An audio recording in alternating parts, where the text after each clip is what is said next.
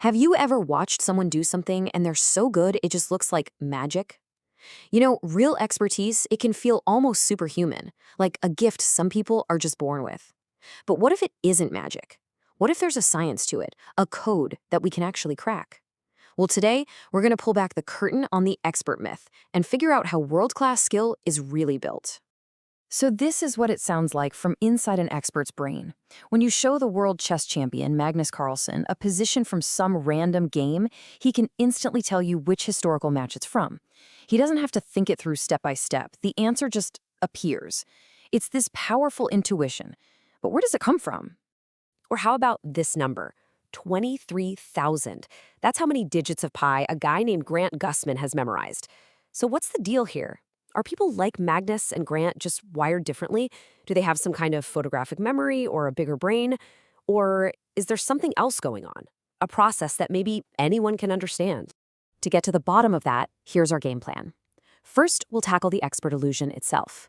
Then, we'll look beyond the easy answer of just brain power to find the real secret sauce. After that, we're going to dig into the two things you absolutely need to develop skill: the right environment and the right kind of practice.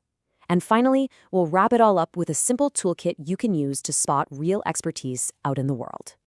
Okay, so first up, let's talk about the illusion. It's that feeling we get when we watch a master at work, right? We just assume their talent is some kind of innate, mysterious gift. But to really get to the truth, we have to look past the performance and into the process. To get past that illusion, we gotta look beyond simple ideas like IQ or raw intelligence. Turns out, a classic experiment from way back in 1973 by two researchers, Chase and Simon, gave us our first huge clue. They brought in chess players of all different skill levels to figure out what really separated the beginners from the masters. And here's what they found. When the players saw a board from a real game for just 5 seconds, the master absolutely crushed the beginner, remembering 16 pieces compared to just 4. No surprise there. But then, and this is the wild part, they showed them a board where the pieces were just arranged randomly. And poof, just like that, the master's superpower vanished. Both players remembered about 3 pieces. This was huge. It proved that the master's skill had nothing to do with some kind of amazing general memory. So if it's not memory, what is it? Well, the secret is a process called chunking. See, the master wasn't seeing 25 individual pieces on the board. They were seeing a handful of familiar patterns, or chunks, that they'd learned from thousands and thousands of hours of playing. Their brain groups all that complexity into one simple, recognizable idea.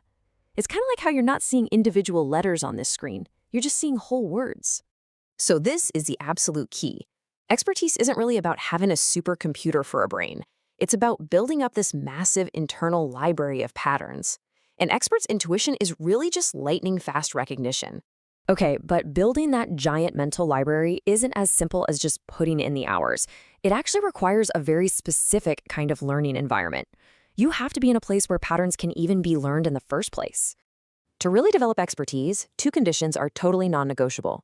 First, you need tons of repeated attempts where you get clear feedback on what you did right or wrong. And second, the environment itself has to be valid, which basically means it's stable and predictable enough for there to be patterns to learn. Think about political and economic pundits on TV. Researcher Philip Tetlock collected, get this, more than 82,000 of their predictions over 20 years. And you know what he found? Their performance was worse than random chance, worse than flipping a coin. Why? Because huge political events are usually one of a kind.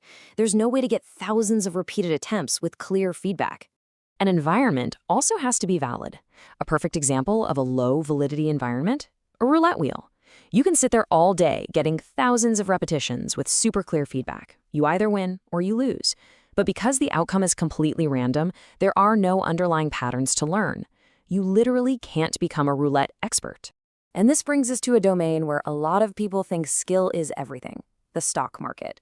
There was this famous $1 million bet that Warren Buffett made that illustrates this perfectly. He bet that a simple, boring index fund that just tracks the market would beat a hand-picked portfolio of super elite, expensive hedge funds over 10 years. It was the ultimate showdown, a simple average versus the so-called experts. And the results, I mean, look at this. They were staggering. It wasn't even close. That collection of over 200 hedge funds, run by some of the most highly paid people on the planet, returned a measly 36%. Buffett's simple index fund, it gained over 125%. The fact is, in the short term, the stock market is a pretty low validity environment. It's just too random and noisy for most professionals to find learnable patterns that can consistently beat the average. So even if you have the perfect environment, let's say you're a chess player, not a stock picker, that's still not enough. There's one more giant piece to this puzzle, and it has everything to do with how you actually practice. The last two ingredients you absolutely have to build expertise are timely feedback and a very specific kind of effort we call deliberate practice. How fast you get that feedback is a huge deal. The psychologist Daniel Kahneman uses this great example. An anesthesiologist gets immediate, constant feedback. They see a patient's vital signs change in real time, so they can quickly connect their actions to the outcomes. But a radiologist? They might not find out if their diagnosis of a scan was correct for weeks, or months, or maybe never. That massive delay makes it so much harder to learn and get better. And last but not least, we've got deliberate practice. Now, this isn't just about putting in the hours. Playing the same 3 songs on your guitar for 20 years is not deliberate practice. This is about constantly pushing yourself right to the edge of what you can do, focusing like a laser on the things you can't do yet, and systematically trying to fix them. It's hard, it's not always fun, it's really uncomfortable work. And this is why, even in a perfect learning environment like chess, a grandmaster's skill isn't actually best predicted by how many games they've played. Nope.